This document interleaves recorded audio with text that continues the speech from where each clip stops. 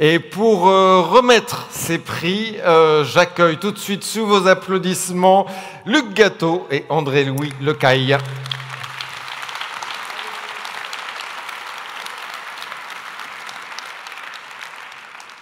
Bonjour messieurs, je vous laisse prendre les sièges des remettants que vous serez lors de cette cérémonie et échanger rapidement avec vous deux d'un mot pour justement parler un petit peu. Peut-être Luc, comment les projets ont-ils été sélectionnés cette année et comment vous avez travaillé à y mettre en avant la question de ces situations complexes ?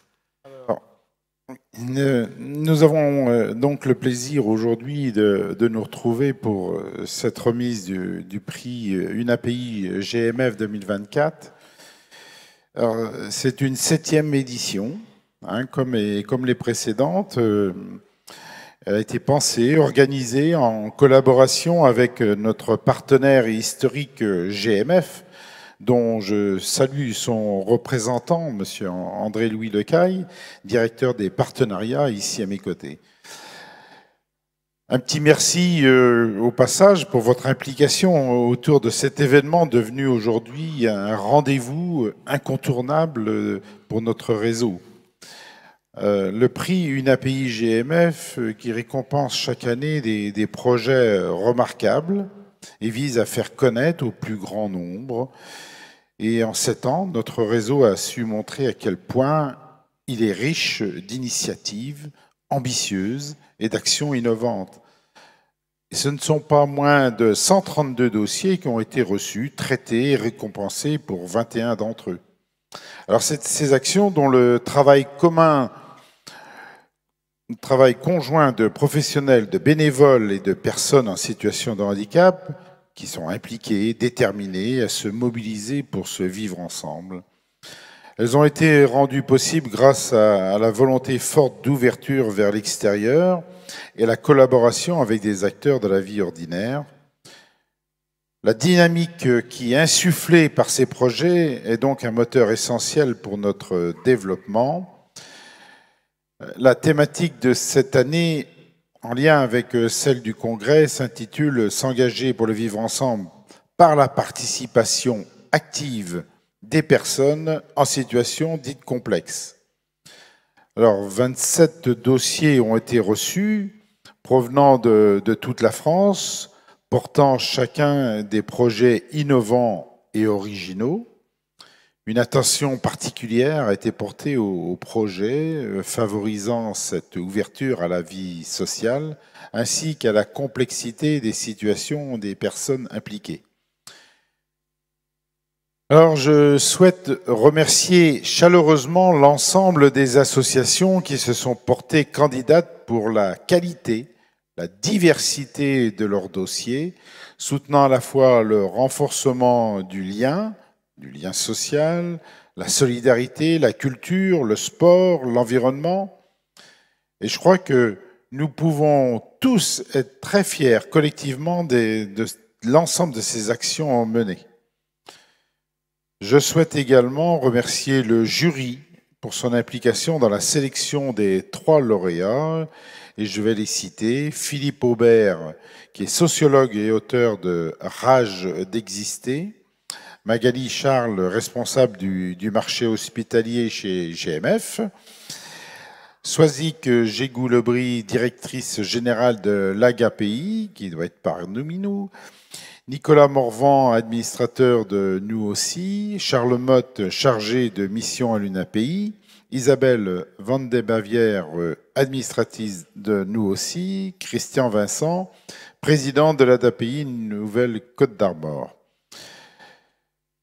Avant de découvrir les 3 projets lauréats, je laisse la parole à Monsieur Lecaille et vous donne d'ores et déjà un prochain rendez-vous pour l'édition 2025, puisque déjà nous sommes sur les starting blocks pour le prix Une API GMF l'année prochaine.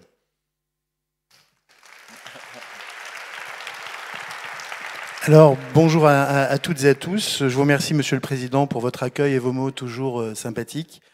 GMF, en fait, nous sommes également fiers et heureux d'être votre partenaire depuis plus de 30 ans et de faire vivre ce prix avec vous depuis 7 ans maintenant.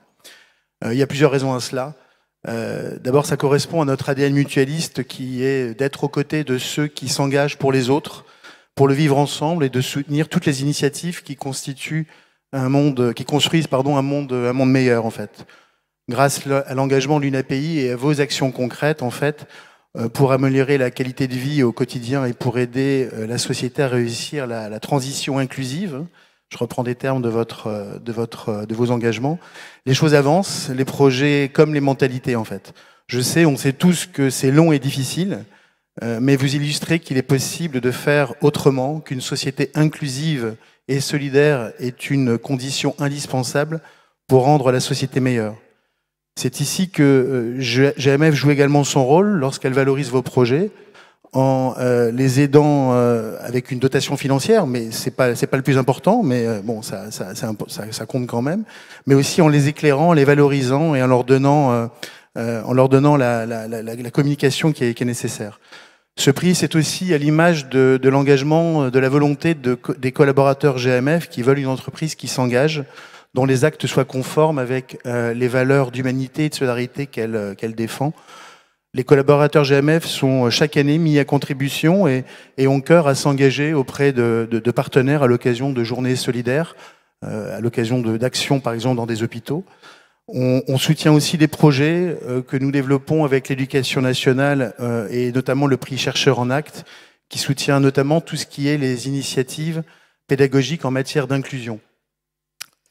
C'est tout ça en définitive un sujet de société, celui d'une collectivité qui prend soin de tous, qui s'équilibre autour de cette capacité à être attentive à ces différences. L'engagement pour le vivre ensemble de l'UNAPI et de vous tous, va du sens et nous sommes fiers au nom de GMF d'être à vos côtés cette année encore pour ce prix UNAPI GMF.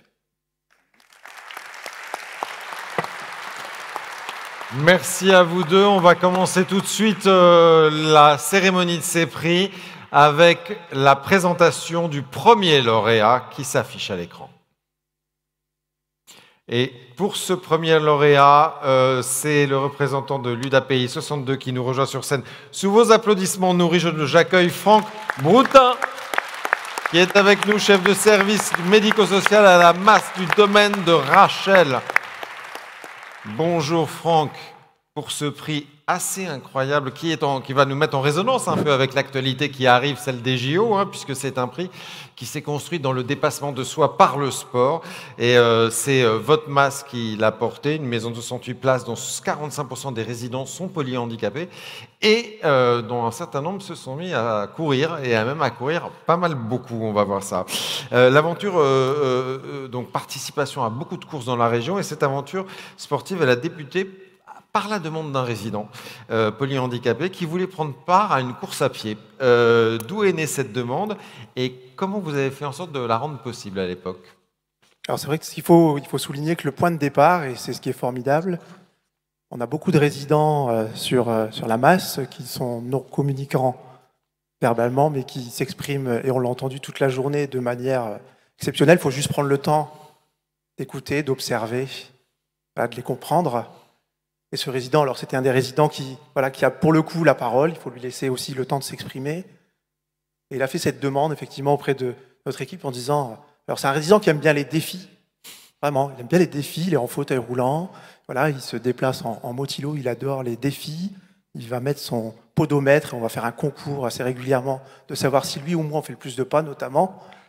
Il gagne bien souvent parce qu'il galope et c'était vraiment son désir de dire, moi je veux faire une course. Et comment on fait pour Alors on se dit comment on fait, effectivement, ça paraît, toutes les demandes, on dit il n'y a pas de demande, il n'y a jamais de demande idiote, il n'y a jamais de projets qui sont réalisables. Alors on a pris le temps, en tout cas, je rends à mes collègues, puisque moi j'ai pris le projet en route, je suis arrivé après, mais là, mes collègues se sont posés en équipe. Alors c'est un projet qui est porté par l'ensemble de l'établissement, je le souligne, parce que ce projet il a été réalisable parce qu'il y avait des équipes derrière, parce que les professionnels de terrain ont assuré la préparation. Donc on a préparé ce coureur, puis il y en a eu plein d'autres derrière, parce que forcément ça fait des émules, et d'autres résidents ont aussi exprimé leur leur désir de participer, de vivre cette expérience. Alors, il faut un fauteuil tout-terrain, hein, il faut un fauteuil tout-terrain à 3 roues, il faut pouvoir installer le résident dans le fauteuil, ce qui n'est pas rien, parce qu'on court tout de même des vraies distances. Là, la première course, c'était combien?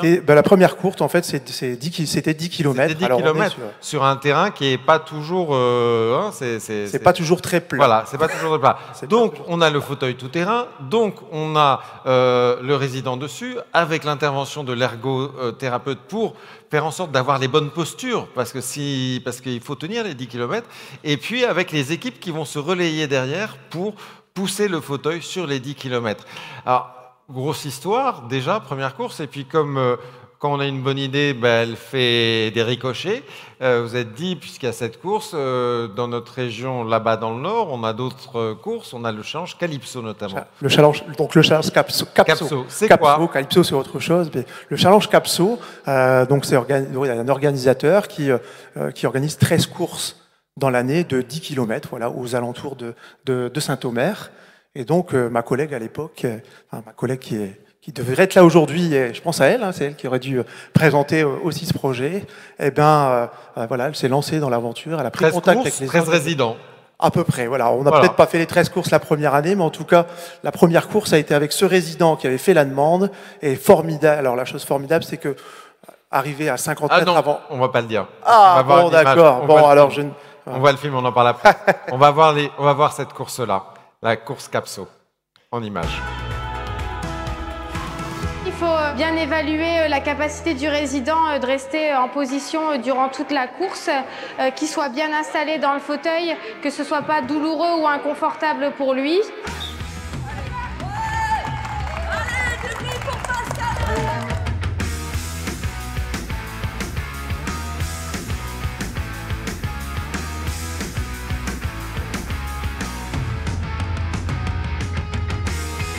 L'intérêt, c'est vraiment de permettre aux résidents de vivre une course, un événement sportif et de participer à cet événement sportif comme n'importe quelle personne. Et les encouragements, que ce soit à la ligne de départ, à la ligne d'arrivée ou même pendant la course, soit des supporters mais aussi des autres coureurs.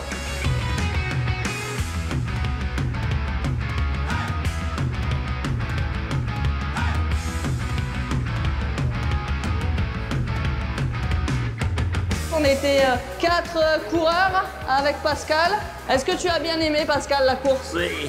Ça va? Ça secouait pas de trop? Non. On avait demandé à Pascal au niveau du 8e kilomètre comment il voulait finir, s'il voulait finir debout, passer la ligne d'arrivée debout. Il nous a dit oui. Hein, Pascal, c'était important pour toi que tu finisses debout, hein? Check.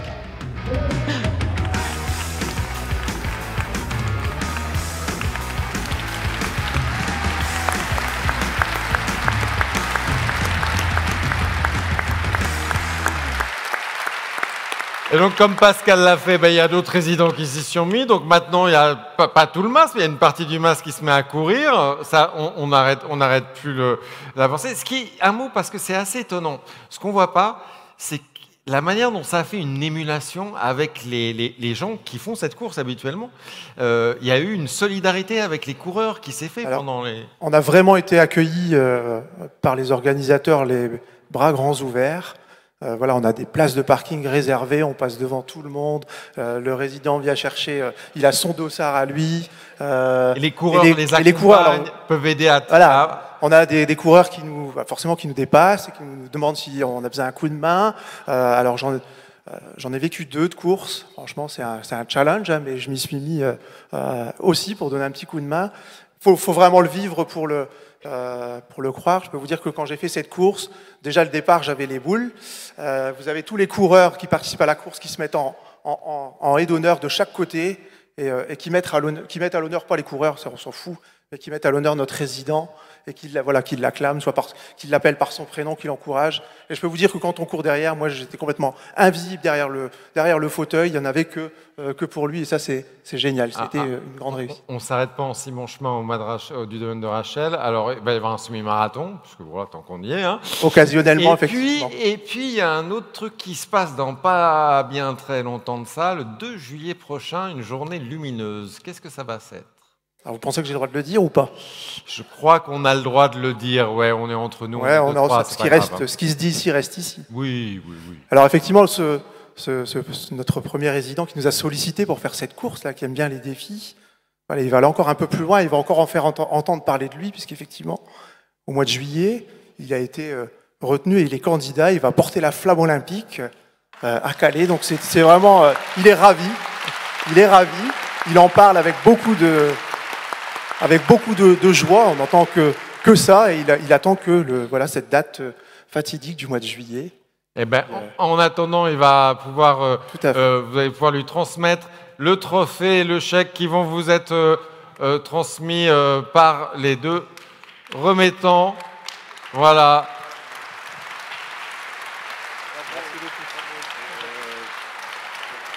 Voilà. Chèque et photo, et on pense à Pascal et à tous les autres.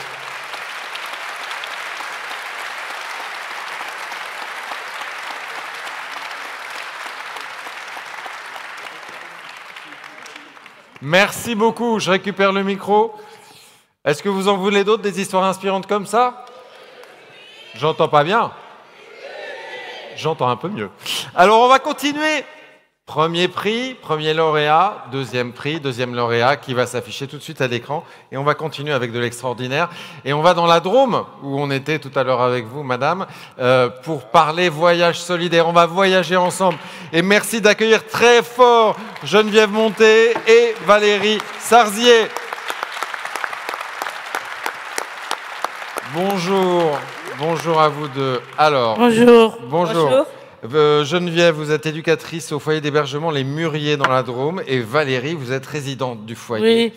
Alors, on va raconter vos voyages. Et vos voyages, c'est pas rien, parce que voilà, vous avez dans cet établissement un travail beaucoup avec le handicap intellectuel et beaucoup de travail participatif qui se font aussi sur la restauration, sur plein d'activités du quotidien.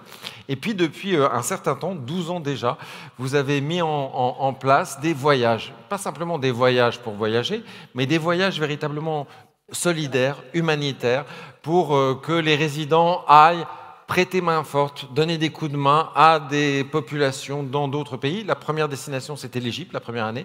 Puis ça a été le Maroc, à Essaouira. On va raconter ces incroyables voyages solidaires, et avec Valérie, parce que Valérie, elle a été tous les voyages. Donc, c'est ça. Non, j'ai pas fait l'Égypte. Pas fait l'Égypte, ouais, mais bon, il y en a tout de même. Il y a tout le Maroc, quoi. Oui. Tout le Maroc, on est d'accord. Alors, première question sur ces voyages humanitaires assez incroyables que vous avez organisés, c'est la destination. Pourquoi le Maroc et pourquoi Essaouira? Alors, Essaouira, c'est par des connaissances personnelles de la responsable du foyer, Caroline Jaille, qui a mis en lien avec des associations locales et qui a fait tout un travail pour que ce projet soit réalisé. Et comment est venue l'idée d'organiser un voyage, mais qui soit un vrai voyage solidaire, où les résidents vont aider sur place? Parce qu'on pense que les résidents, ils ont plein de capacités, qu'ils sont capables d'eux, et qu'on leur offre rarement cette occasion d'aller aider les autres. Alors, le voyage, il s'organise tous les 2 ans. Environ, oui. Tous les 2 ans environ, c'est une grande aventure. Vous allez au-devant de plusieurs structures sur place. La dernière, il y a eu 8 structures au Maroc que vous avez accompagnées. C'est des associations de femmes, c'est des associations de jeunes handicapés, ce sont des écoles, c'est des associations d'enfants de la rue. Donc il y a plein de structures locales que vous avez identifiées, avec lesquelles vous êtes rentrés en contact et que vous allez aider en fait. Tout à fait. Ouais. Voilà, c'est ça. Et chaque année, chaque voyage, ça peut changer, ça peut être d'autres structures. Ça peut changer, mais en même temps, les 2 derniers voyages, c'est sur une école qu'on appelle l'école du bout du monde, qui est très long, voilà, qui est perdue dans la campagne. On a pu faire... Alors, avant le voyage, il y a la préparation. Avant le voyage et la préparation. Parce que si ça a lieu tous les 2 ans, c'est pas parce qu'entre 2 ans, il ne se passe rien. Entre chaque voyage, il y a tout le temps de la préparation. Temps de la préparation, parce vous allez aussi collecter du coup des biens, des fonds pour les amener sur place et puis préparer des activités que vous allez réaliser sur place. Tout à fait. Et ça, c'est une affaire qui est menée de manière participative. Quel type d'action vous avez mené pour le voyage? Quel type d'atelier vous avez fait avant Valérie? Il y a des ateliers de bracelets, des ateliers de cerfs-volants qui ont été faits, je crois. Bracelet brésilien, cerf-volant. Et vous avez fait dans des... vous avez récolté de l'argent avec? Non, on a appris à faire les bracelets pour être après les professeurs, pour faire voilà, des cerfs-volants aussi, pour être les professeurs. Donc on a appris plein d'activités manuelles pour travailler dans les écoles et apprendre ce qu'ils savent faire dans les écoles. Et il y a eu des actions aussi pour la récolte de fonds. Et après, il y a eu des actions pour la récolte de fonds. Donc, alors là, c'est tout le foyer, les familles. On fait des brocantes, on fait des... Qu'est-ce qu'on fait, Valérie? Marché de Noël. Des marchés de Noël, on fait des confitures, Kermesse. on fait voilà, tout à fait. Donc on récolte de l'argent et là-bas, on va acheter du matériel scolaire pour aider les enfants. Et vous travaillez aussi avec des entreprises Canson, Et notamment plus, qui est voilà, dans les parages, vous prenez, oui. qui vous donne, qui fait aussi des dons. Donc il y a une partie de la troupe qui va en avion, une C'est partie qui va en camion Voilà. avec les marchandises. Et puis vous arrivez sur place et vous arrivez notamment, il me faudrait la petite zapette ou sinon, oui, je vais prendre s'il vous plaît. Vous arrivez sur place notamment dans ces champs d'action et notamment dans cette école du bout du monde. Tout à fait. Qui se trouve, alors c'est la province de Tafna. Tafna, voilà. Voilà, je me suis demandé. C'est un peu... pourquoi on l'appelle l'école du bout du monde? Alors, c'est les personnes, les résidents qui l'appellent l'école du bout du monde. Pourquoi? Parce que c'est sur une piste pendant des kilomètres. On fait des kilomètres sur piste et on arrive dans un village au bout du monde. Il n'y a qu'une école et quelques maisons, mais voilà. Et on va voir qu'est-ce que vous y faites et comment vous les accompagnez dans cette école-là, les enfants et les personnels qui sont là-bas. Alors cette année, qu'est-ce qu'on a fait cette année, Valérie? On a peint. On a peint des murs. Plus fort. Approche-toi. On a peint les murs. On a peint les murs. L'année dernière, il y a 2 ans, on a peint les bureaux de l'école. Oui. On a fait... La fresque du La Petit fresque, Prince. ah ça y est, oui, d'accord. On a fait la fresque on a du... fait la fresque aussi. Donc, Dominique. J'ai mis les anti-sèches. Il y a la fresque du Petit Prince sur les murs de l'école. Oui. Des ateliers de dessin. Des ateliers de dessin avec des enfants. Peinture au dessin. Oui. Et bracelets. On a préparé des repas, 120 sandwichs pour les enfants. Oui. Oui, c'est vrai. Oui. Et des desserts aussi sur une autre journée. Ouais. 120 desserts aussi. Et ça, c'est les cerfs-volants. Alors là, on a appris à faire des cerfs-volants. On les avait préparés, on avait appris en France. Et puis sur place, on a fait des cerfs-volants. Et les bracelets aussi, vous avez appris à faire des bracelets, vous les avez fait avec eux. Voilà, ils ont appris à les faire avec eux. Donc en fait, quand vous êtes là-bas dans l'école du bout du monde, vous êtes un peu les professeurs. C'est ça. C'est exactement ça. Exactement ça. C'est incroyable comme aventure. On peut applaudir. Il y a beaucoup d'actions qui sont conduites, notamment aussi le nettoyage de plage et des actions aussi avec d'autres structures que cette école à chaque fois aussi qui sont menées, notamment avec des enfants, des associations d'enfants des rues pour lesquelles vous intervenez aussi. Tout à fait. On va voir quelques témoignages s'afficher à l'écran parce qu'il y a vous, Valérie, qui êtes là, mais il y a d'autres qui sont là. On vous voit, hein, j'ai aimé voir les enfants partir avec les affaires qu'on avait amenées l'année d'avant. Et on avait laissé les cartons, on voit comme ils sont trop contents. Et l'atelier bracelet, c'était génial l'atelier bracelet? Oui. Voilà. Et donc vous voulez y retourner ou à la prochaine? Oui. Oui. Alors il y a la plupart de ceux qu'on va voir, vous allez pouvoir lire les témoignages, ils sont là, ils sont avec nous. Mégane est avec nous, Dominique est avec nous, au premier rang, Laetitia. Et Nicolas, et c'est Olivier qui n'est pas avec nous, c'est ça? Tout à fait. Il n'a pas pu être là. On peut les applaudir très fort. Hein.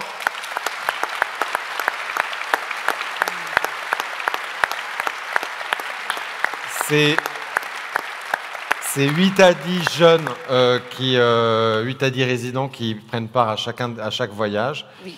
Ça dure une dizaine de jours, c'est ça, à chaque fois? Environ une dizaine de jours sur place et un peu plus pour les personnes qui font le trajet en camion. Ça doit être très fatigant. Comment est-ce que quand vous les accompagnez, comment est-ce qu'ils vivent ça? Comment ils s'adaptent, les résidents? Alors, ils s'adaptent complètement, ce qui est vraiment très étonnant. Ouais. Ils ressentent vraiment pas de fatigue et ils sont là vraiment pour nous étonner. C'est incroyable. C'est vraiment incroyable. On les découvre autrement et c'est formidable. Valérie, qu'est-ce qui vous plaît le plus dans le voyage? dans ce voyage-là, dans ces voyages? Qu'est-ce qui vous enchante le plus? Qu'est-ce qui est le plus chouette à vivre? D'aider les enfants, de faire des choses, des dessins, plein de choses. Et vous avez l'impression qu'ils vous regardent différemment de quand on est ici en France? Oui. C'est-à-dire, ils vous regardent comment? Comme des professeurs. Comme des professeurs. On oublie le handicap. C'est ça. C'est ce qu'ils disent. C'est ce qu'ils C'est disent. vraiment ce qu'ils disent. Voilà. Là-bas, on n'est pas handicapé. Là-bas, on n'est pas handicapé. Merci en tous les cas à vous pour ces aventures. On va, pendant que la remise de prix va se faire, on va remettre les différents témoignages qui vont s'afficher. Et on remet le prix à Valérie Geneviève sous les applaudissements pour cette grande aventure de voyage solidaire.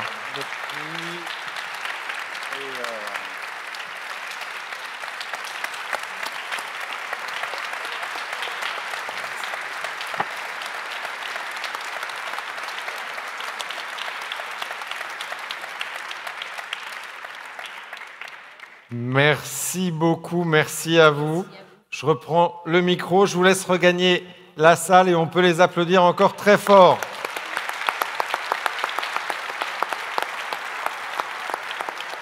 On passe à notre troisième prix. Eh ben, il s'est déjà affiché notre troisième prix. On retourne dans le nord. Alors on était du côté de Saint-Omer, on va du côté de Valenciennes avec... le Nord aujourd'hui est bien représenté après des papillons blancs. Donc, on va planter une microforêt. Pourquoi pas. C'est tout de même pas rien. Et cette microforêt urbaine, pour en parler, j'accueille très chaleureusement Virginie Denis et Priscilla Néhari qui sont avec nous et qui arrivent de Seine.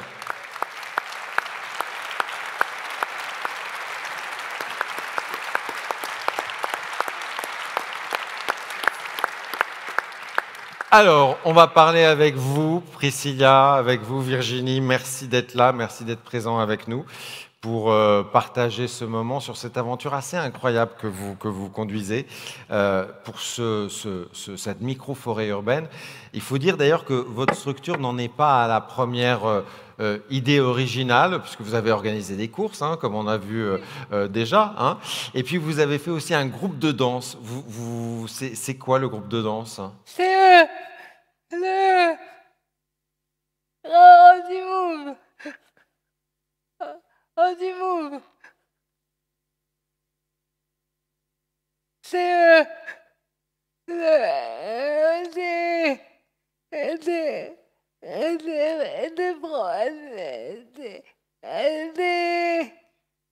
des promenades.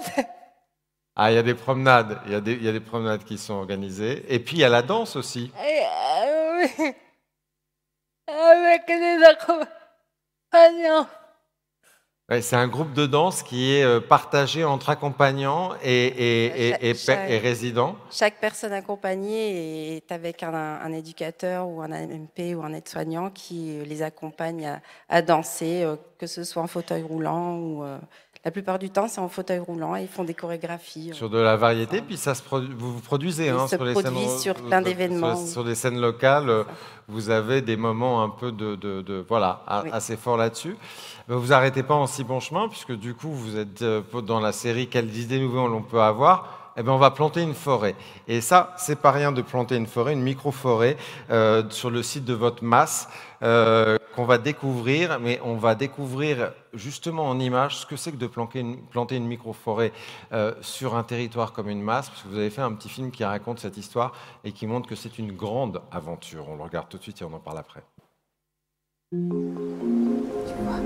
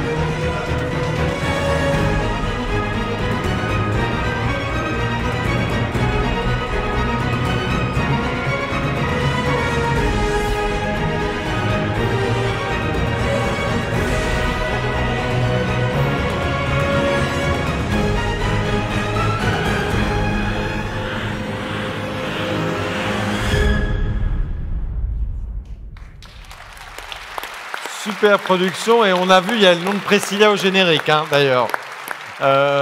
Comment on s'y prend pour planter une forêt? Et puis déjà, d'où vous est venue l'idée de planter une forêt? Ce qui n'est pas une idée qu'on a tous les matins.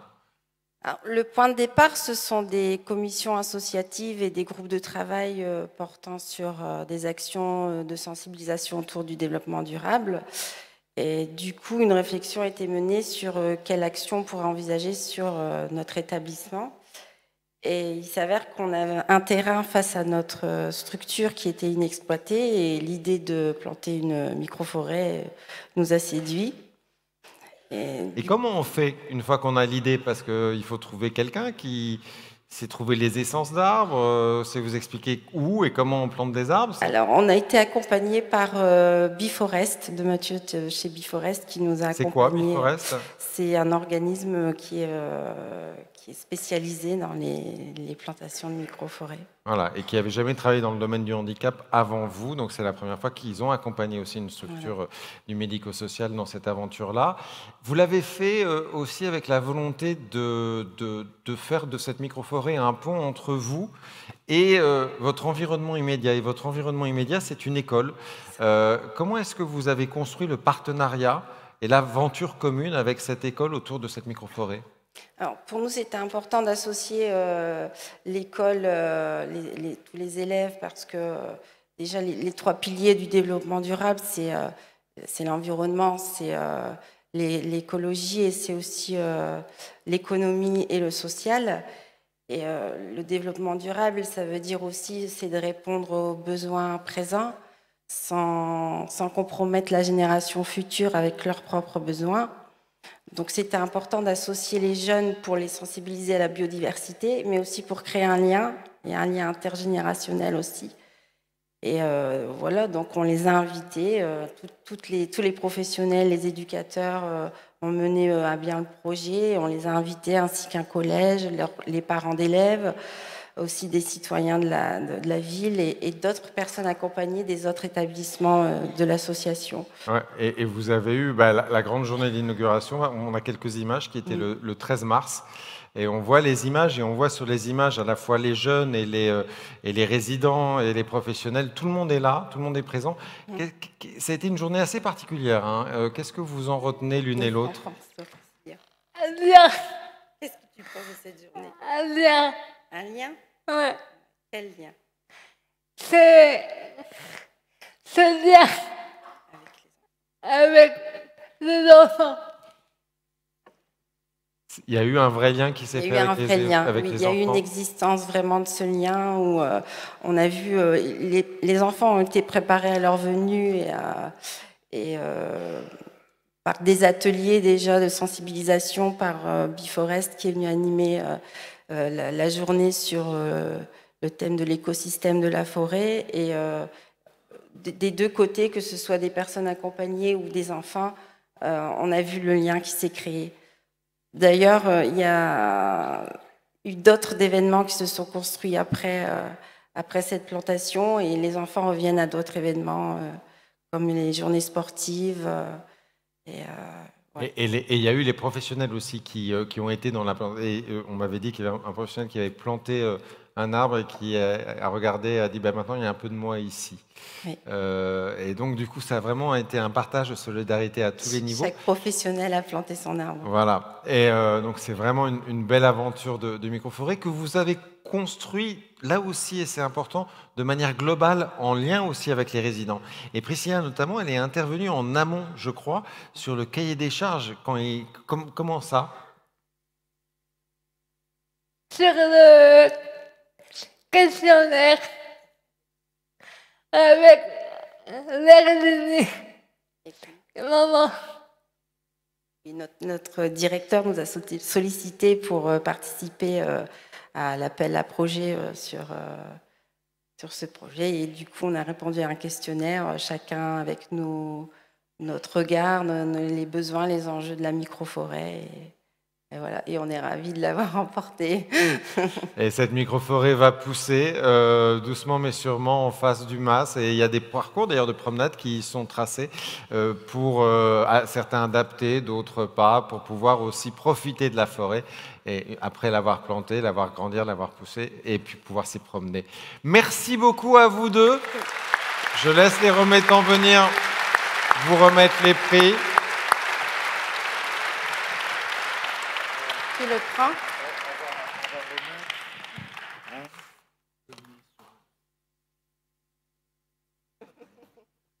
Merci à vous. Bravo. Merci à vous. Merci à vous. Vraiment.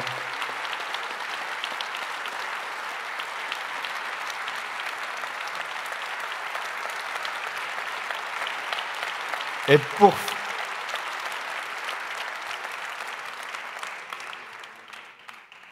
Le photographe fait une photo. Et pour finir ce moment inspirant, je vais demander à tous les lauréats de revenir sur scène et les voyages solidaires, toute l'équipe. Allez, tout le monde. Et puis aussi Franck sur scène avec vos prix pour une grande photo de groupe avec nos remettants. Ah, attendez, mettez-vous un peu bien au centre. Si vous pouvez venir, venez, essayez de venir plus au centre, par ici. Voilà. Geneviève, si on peut faire venir un peu tout le monde plus au centre. Toutes les équipes, voilà, qui viennent un peu ici. Hein? Voilà, autour, si vous pouvez mettre autour de Priscilla, s'il vous plaît, des deux côtés, voilà. Voilà, venez par ici. Alors, je vais bouger la table, du coup, comme ça, ça va être plus simple. Et comme ça, eh ben, il y a des bouteilles.